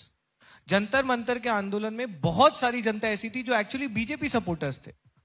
वो ये बोलते थे कि नहीं, हम मोदी जी को वोट देंगे लेकिन धर्मेंद्र प्रधान को तो हटना चाहिए, हमारे एजुकेशन सिस्टम में बहुत ज्यादा प्रॉब्लम है, पेपर लीक्स हो रहे, Dharmendra Pradhan needs to go. तो as a political pressure group CJP has proven that it can be an effective way of strengthening the democracy, not everything has to be political. तो मुझे लगता है वो notion काफी change हुआ है सीजेपी के आने के बाद से। और दूसरी चीज जो ये बार बार बोला जाता है कि कभी नहीं जाएंगे, कभी कुछ नहीं करेंगे, तो देखिए इस देश में जितने राजनेता हैं जो हर दूसरे दिन अपनी पॉलिटिकल पार्टी बदल देते हैं और बोलते हैं अब मैं यही रहूंगा, फिर अगले दिन सरकार में अपना अलायंस बदल के किसी और सरकार के थ्रू चीफ मिनिस्टर बन जाते हैं, फिर बोलते हैं कि ये तो गुंडों की पार्टी, और अगले दिन उसी पार्टी में स्विच कर लेते हैं।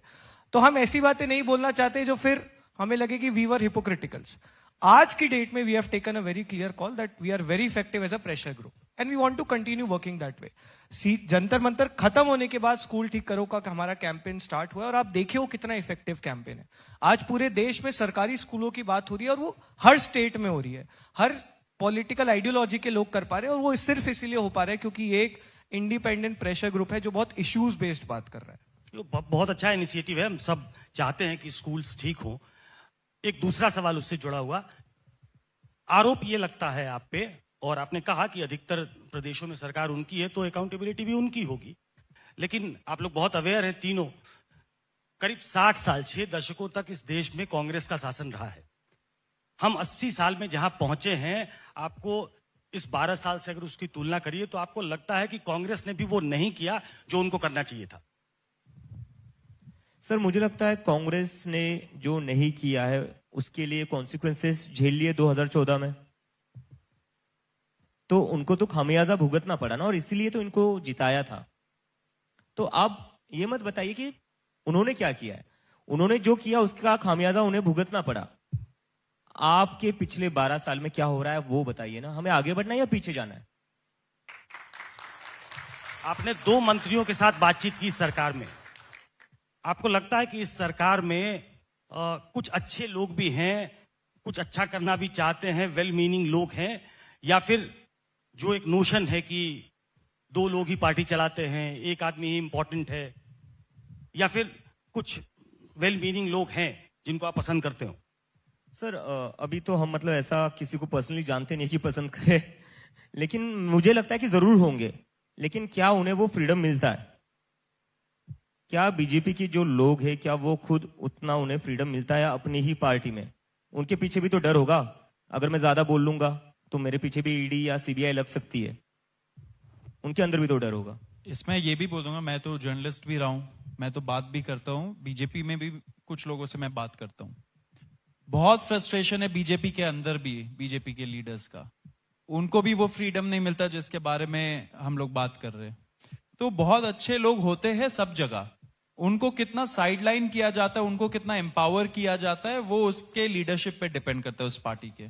आज का लीडरशिप कैसा है वो सब लोग देख सकते हैं, वो सब लोग खुद ब खुद डिसाइड कर सकते हैं। आप लोगों ने फोर्स कर दिया मोहन भागवत जी को, वो एक इंटरैक्शन में आए और उन्होंने ये कहा कि आंख मूंद के जेनजी पे भरोसा करता हूं, वो हमसे ज्यादा राष्ट्रवादी हैं।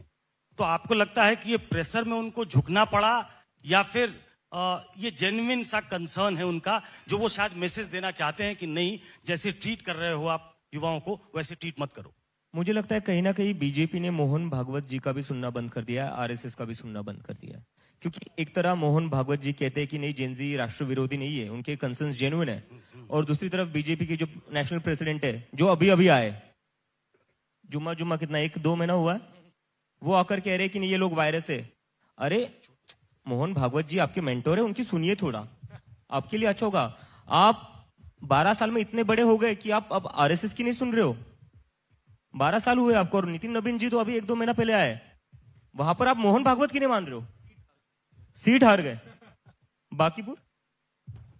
बांकीपुर हार गए, तो इसका मतलब कुछ हुआ होगा इफेक्ट उनके बयानों की वजह से।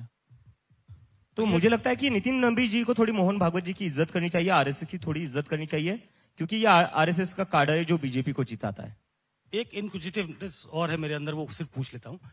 ये वंदे मातरम पे एक डिबेट को ले जाया गया अभी हाल फिलहाल में, आपको लगता है कि ये ध्यान भटकाने के लिए वंदे मातरम पे लाए, या एक जेन्युइन मुद्दा है वंदे मातरम 6 छंद गाने चाहिए, या फिर आप जो स्टूडेंट्स सड़कों पे आ गए, जेनजी के बाद जेन अल्फा आ गया, वो उससे भटकाने के लिए लाया गया, या वो जेन्युइनली नहीं, होना मुझे चाहिए? लगता है आपको वंदे मातरम इतना ही पसंद है, तो हम भी एक वंदे मातरम चला रहे थे जंतर मंतर, आ जाते वहां पर AR रहमान का चला रहे थे हम, तो आ जाते आपको वंदे मातरम से इतना ही प्यार है। लेकिन जहां पर हम वंदे मातरम गा रहे थे, आप हमको कह रहे थे दिमागी नक्सल। जब हम एक वंदे मातरम गाते जो किसी और का है, लेकिन वंदे मातरम ही है, तो आप हमें कह रहे थे कि ये राष्ट्र विरोधी, ये पैरासाइट है, ये वायरस है, इनका खात्मा होना चाहिए, ये आतंकवादियों की बी टीम है। ये क्या चल रहा है देश में? मतलब आपके हिसाब से आप जो बोलोगे वही चीज करेंगे, आप जो कहेंगे वही शब्द हम दोहराएंगे, तो भी हम इस देश से प्यार करते हैं क्या?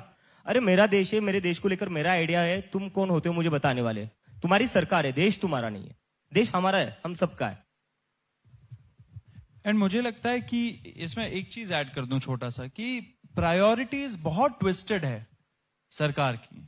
आप बोल रहे हो कि जैसे अभी एक वीडियो आया था स्मृति ईरानी जी का, वो बीजेपी हेडक्वार्टर्स में कुछ उनका प्रोग्राम था, उसमें वंदे मातरम चल रहा, वो डाल दिया क्लिप उन्होंने। तो आप पूरा नैरेटिव क्यों ऐसा बनाना चाह रहे हो? यहाँ पे लोग स्कूलों के बारे में बात कर रहे हैं।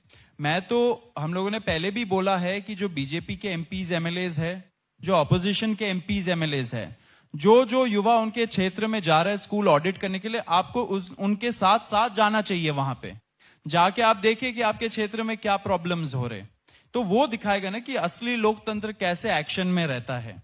वो सब ना करके आपके पास इतना पावर है, आपके पास बहुमत है, आप स्पेशल सेशन ऑफ पार्लियामेंट बुला लीजिए, डिस्कशन करा दीजिए कि हमारा एजुकेशन सेक्टर का क्या हालत है, उस पर पूरा व्हाइट पेपर ले आइए। ये सब ना करके आप ध्यान भटकाते हो। तो मुझे नहीं लगता कि ये सारी चीजें अब एक्सेप्टेबल है। ये पोस्ट जंतर मंतर इंडिया है, जैसे आशु ने बोला था पहले। राजीव रंजन इस पर मैं एक चीज, सर एक लास्ट चीज, मुझे लगता है ना, लोगों को टास्क देना बंद कर दीजिए, जो आपके खुद के पेंडिंग टास्क है वो पूरे करिए। ओके राजीव। मेरा सवाल दीपके और आशुतोष से है। आप दोनों आम आदमी पार्टी में रहे हैं, ये स्वीकार भी करते हैं, बहुत लोग कहते हैं ये दोनों आप ही हैं। तो मैं ये जानना चाहता हूं कि आम आदमी पार्टी देश की अकेली ऐसी पार्टी है जिसके सबसे ज्यादा संस्थापक सदस्य उस पार्टी को छोड़ के चले गए, क्योंकि वो अपने उसूलों से भटक गए या उनके नेता भटक गए, ऐसा आरोप उन्होंने लगाया। आप दोनों क्यों छोड़ के चले गए? आप भी ऐसा मानते हैं कि वो भटक गई थी इसलिए आप चले गए? पहला सवाल। दूसरा सवाल इससे जुड़ा ये है कि बहुत सारे लोग देश में, जब आप लोग दोनों बातें करते हैं तीनों, तो ऐसा लगता है कि जैसे 15-16 साल पहले अरविंद केजरीवाल बोल रहे हो। तो बहुत सारे लोग ये मानते हैं कि आम आदमी पार्टी का ग्राफ जैसे नीचे आया है, तो उन्होंने कुछ पुराने आपियों को आगे किया अपने रिवाइवल प्रोग्राम के तहत। तो ये दोनों सवाल आप दोनों से है, इसका जवाब दीजिएगा। और अभिजीत, आपसे एक सवाल ये है, बोस्टन यूनिवर्सिटी में पढ़ने वाला एक स्टूडेंट सोशल मीडिया पर कॉकरोच जनता पार्टी बनाता है और इंडिया आने का फैसला करता है। एयरपोर्ट पे उतरता है तो उसके लिए सिक्योरिटी सरकार लगाती है, और जिस जंतर मंतर पर बड़े बड़े ऑर्गेनाइजेशंस को सरकार के विरोध में प्रदर्शन की अनुमति नहीं दी जाती, या दी जाती है तो कुछ घंटों की दी जाती है, और आपको पूरा वेलकम दिया जाता है। आप जंतर मंतर पर आके बैठते हो, पूरा तंबू कनात लगाते हो, लगातार धरना देते जाते हो।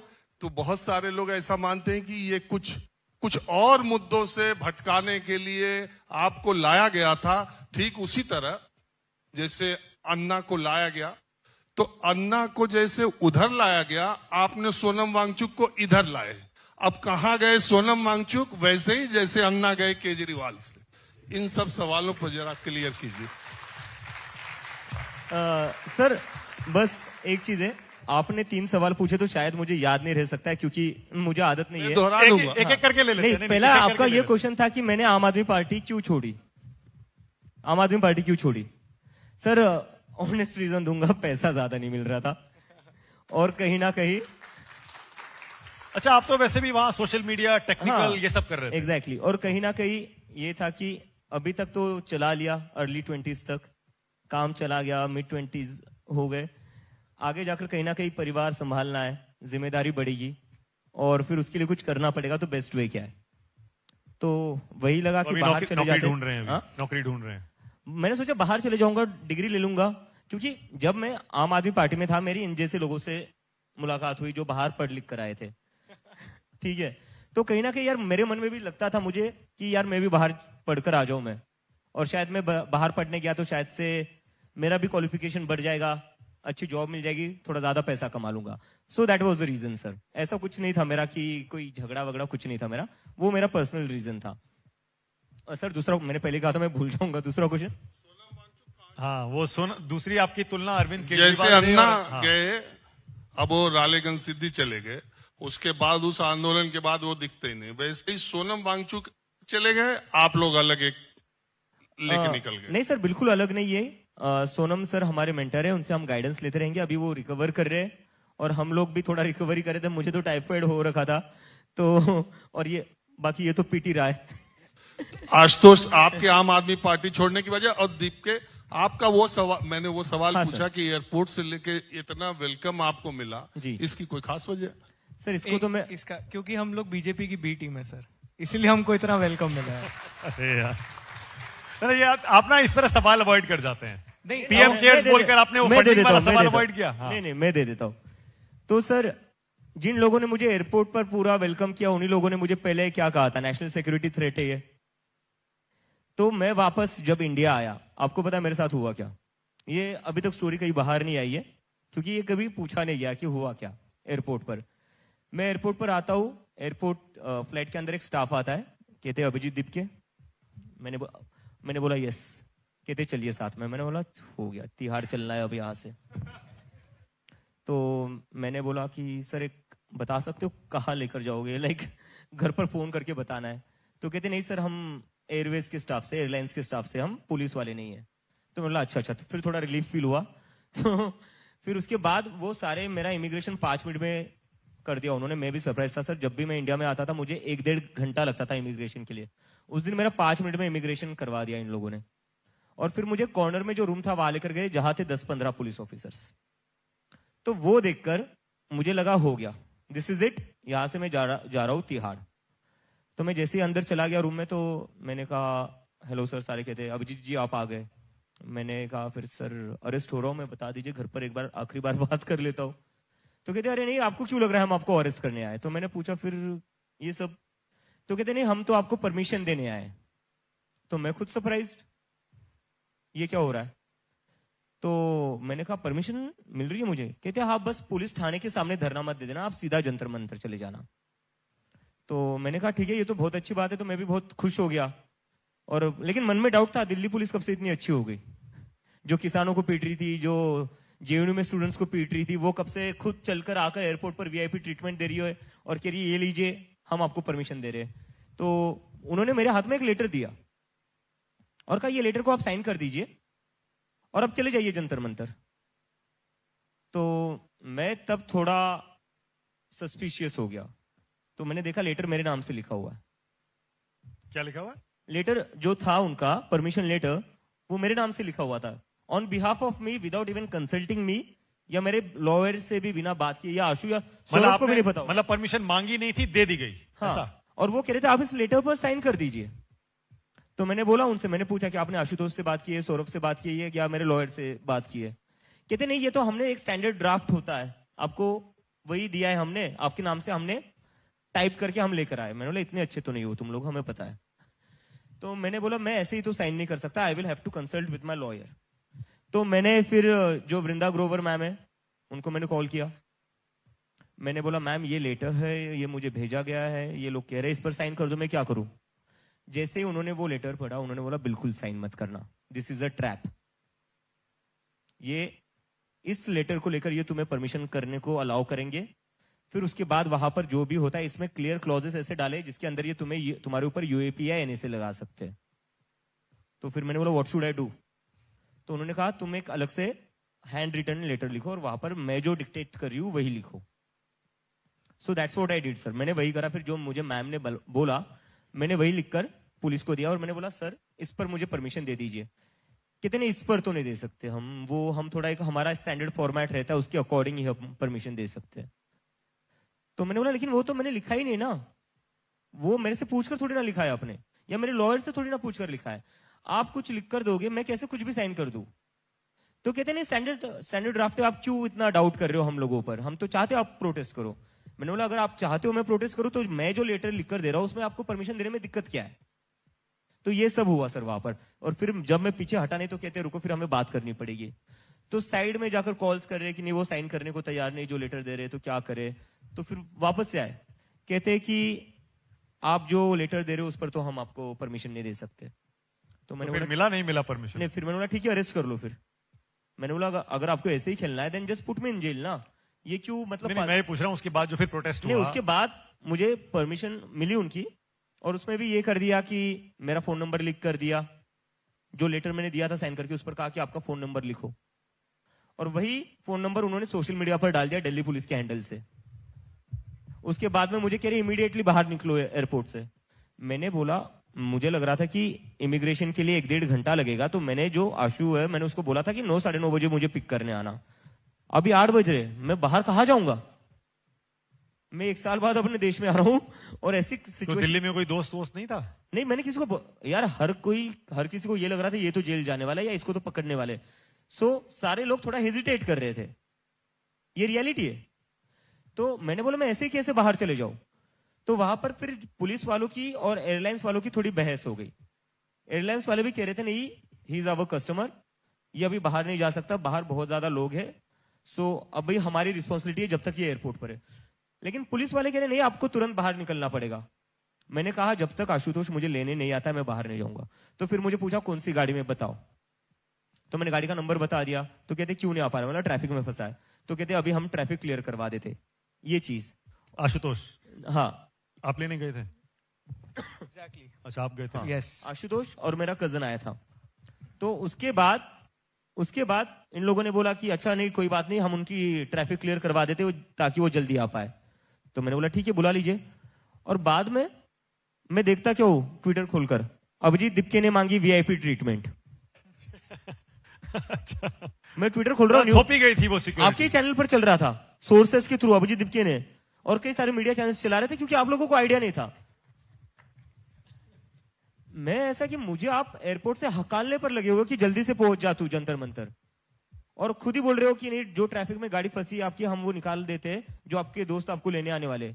और दूसरी जगह आप खुद न्यूज प्लांट करवा रहे हो अभिजीत दिपके ने मांगी एयरपोर्ट पर वीआईपी ट्रीटमेंट। और बाद में मैंने बात करी वृंदा ग्रोवर से, न्यूज चली वृंदा करात से बात करी, ये तो लेफ्टिस्ट है। तो ये सरकार ये सारी हरकतें कर रही थी उस दिन भी। और जब मैं जंतर मंतर पहुंचा मेरा टाइम था वहां पहुंचने का, जो हमने डिसाइड करा था, नहीं डिसाइड तो किया नहीं था, मुझे लगा मैं जेल जा रहा हूं। इसका मुझे कॉल आया था जब मैं लंदन में मेरा लेओवर था। तो ये बोलता है भाई प्लान क्या। मैंने बोला मैं जा रहा हूं जेल तुम अपना देख लो। बस बोल देना कुछ सपोर्ट में बोल देना। तो 10-10:30 बजे का प्रोटेस्ट था, मैं पहुंच गया 8:30-9 बजे। मैं देख रहा हूं लोगों से पहले जो 10 बजे का प्रोटेस्ट है मीडिया वहां पर सारी आ खड़ी है। मीडिया आती है विजुअल्स कैप्चर कर रही है, अभिजीत दिपके पहुंच गए जंतर मंतर, लेकिन जनता नहीं आई समर्थन में, प्रोटेस्ट फेल हो गया। तो पहले दिन से स्ट्रेटेजी ये थी कि अगर उनको पता था अरेस्ट कर देते बड़ा मुद्दा बन जाता। स्मार्ट लोग है ना सर, इतने सारे चुनाव ऐसे थोड़ी ना जीतते हैं, पता है टेढ़े काम कैसे करने हैं। अब आशुतोष वही सवाल का जवाब। सर देखिए हम लोगों का आम आदमी पार्टी का एफिलिएशन सबको पहले से बहुत क्लियर है। हम वो लोग नहीं जो ट्वीट्स डिलीट करते हैं। We have been very open about our affiliation. अभी परसों मैंने देखा राजस्थान में जब से हम लोग ये काम कर रहे हैं, तो पहला जो मेरा आंदोलन था डोल का बाढ़, एक जंगल है जयपुर में, उसको लेकर हमने यहाँ आंदोलन किया था। तो वो आंदोलन के दौरान डोटासरा जी और जूली जी वो विजिट करने आए थे। तो वो फोटो लगा के बोल रहे ये तो कांग्रेस की बी टीम है। मैंने बोला बस कांग्रेस ही बच रहा था, क्योंकि बीजेपी की बी टीम पहले दिन बोल दिया था, आम आदमी पार्टी की बी टीम बोल दिया था, कम्युनिस्टों की बी टीम बोल दिया, अब बीजेपी कांग्रेस बच रहा था, कांग्रेस भी हमने कवर कर लिया है। तो हम सब पार्टियों की बी टीम है। लेकिन जिस पॉलिटिकल पार्टी में कांग्रेस, आम आदमी पार्टी, शिवसेना से टूट टूट कर एमएलएस गए हैं, जो एक्चुअली प्रैक्टिकली स्पीकिंग ऑपोजिशन की बी टीम है, ये पॉलिटिक्स में पक्का जा रहा है। ऑपोजिशन की बी पक्का टीम जा है रहा है। BJP technically. By that definition BJP is the B team of all the entire opposition अरे ऑफ दिस उन्होंने सवाल कंट्री। पूछा, आपने आम आदमी पार्टी क्यों छोड़ दी? आम आदमी पार्टी छोड़ने का कारण सर बहुत सिंपल था। दिल्ली इलेक्शंस जब खत्म हुए थे उसके बाद आई वाज वेरी क्लियर कि मेरे को राजस्थान में काम करना है, कि हम बहुत बड़ी बड़ी बातें करेंगे लेकिन पहले अपना घर सुधारना है। और उस समय पार्टी की पॉलिटिकल प्रायोरिटी में नहीं था राजस्थान, तो I just wanted to continue working in Rajasthan and I felt कि I will be more effective if I work independently. और उसी तरह से फिर मैंने राजस्थान में काम करना स्टार्ट किया, अलग अलग आंदोलन किया और तब सीजेपी हो गया। ओके, अखिलेश। अखिलेश, आपसे मेरा सवाल है, साहिल लोचब नाम सुना होगा आप लोगों ने, जिन्हें पैलेट गन से चोट लग गई थी। जी। तो उसके बाद ऐसा लगा कि उनकी पूरी लड़ाई राहुल गांधी लड़ते हुए नजर आए, यहां तक कि एफआईआर दर्ज करवाने के लिए थाने के बाहर पहुंचना, धरना देना, सारी चीजें।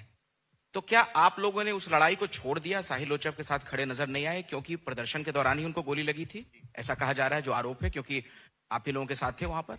दूसरी चीज, क्या आप ये मानते हैं कि राहुल गांधी भी युवाओं की लड़ाई लड़ रहे हैं? सर इसमें एक तो मैं एक चीज क्लियर कर देना चाहता हूँ, लाइक एक मिसकंसेप्शन है। आप कॉकरोच जनता पार्टी जो 2 महीने पहले एग्जिस्ट भी नहीं करती थी, उससे क्या एक्सपेक्ट कर रहे हो? वो एक फुल फ्लेज पॉलिटिकल पार्टी की तरह फंक्शन करे, जिसके पास सारे रिसोर्सेस है, जिसके पास सारी मैन पावर है।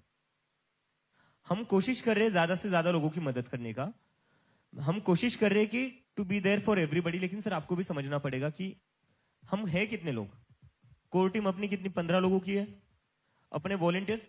जंतर मंतर का जो प्रोटेस्ट था वो एक ऑर्गेनिक प्रोटेस्ट था, it was not an organised protest, जहां पर आप बसों में भरकर अपने लोग लेकर आते हैं, जहां पर आप बसों में भरकर क्राउड मैनेजमेंट के लिए भी एक अलग से टीम लेकर आते हो।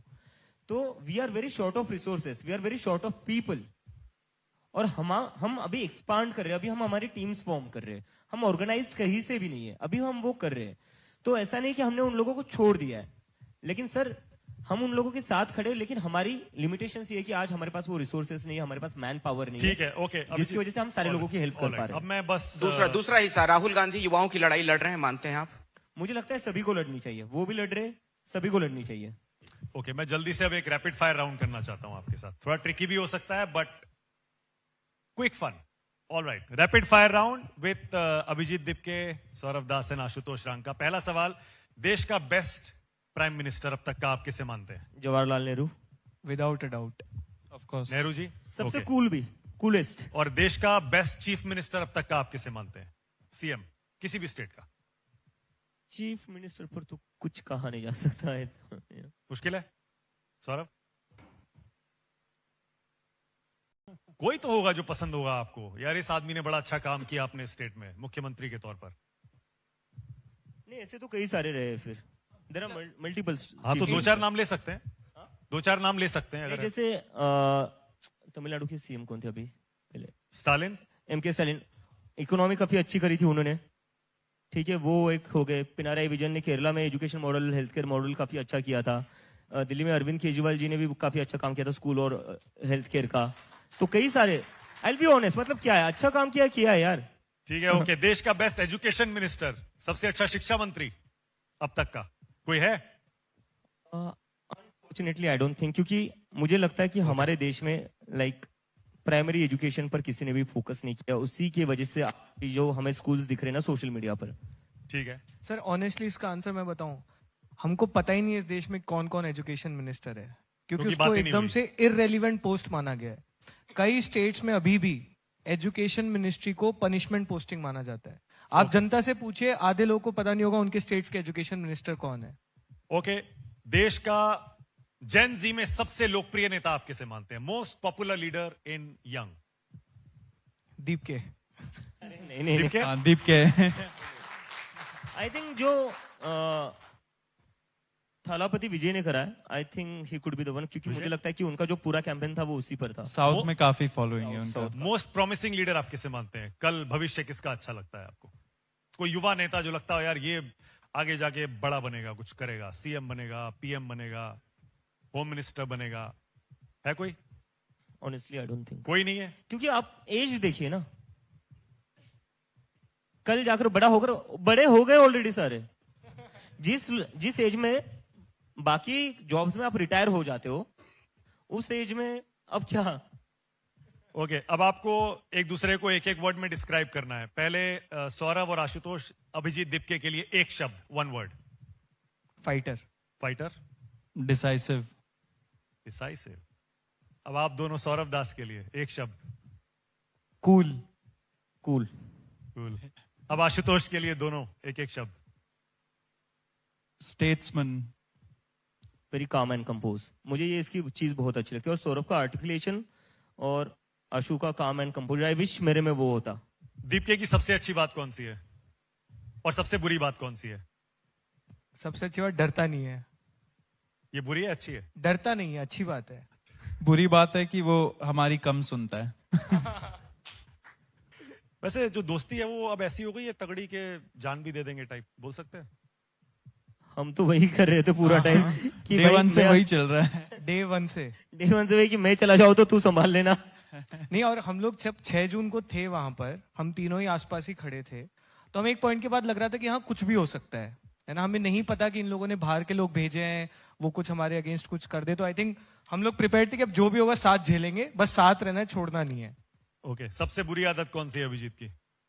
बोल दिया मैंने। अच्छा, ओके। नहीं, और कोई हो इरिटेट करती हो आपको, और कुछ है?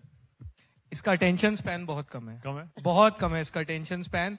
मतलब इससे फोन पे आप बात करना, टेक्स्ट करना इज अ हेडेक। तो इसके लिए हमें स्पेशली कई बार वीडियो कॉल रखने पड़ते हैं कि दीप के अटेंटिव रहे उस समय। ओके, अब मैं कुछ नाम लूंगा, आपको एक शब्द में बताना है आप उसके बारे में क्या सोचते हैं।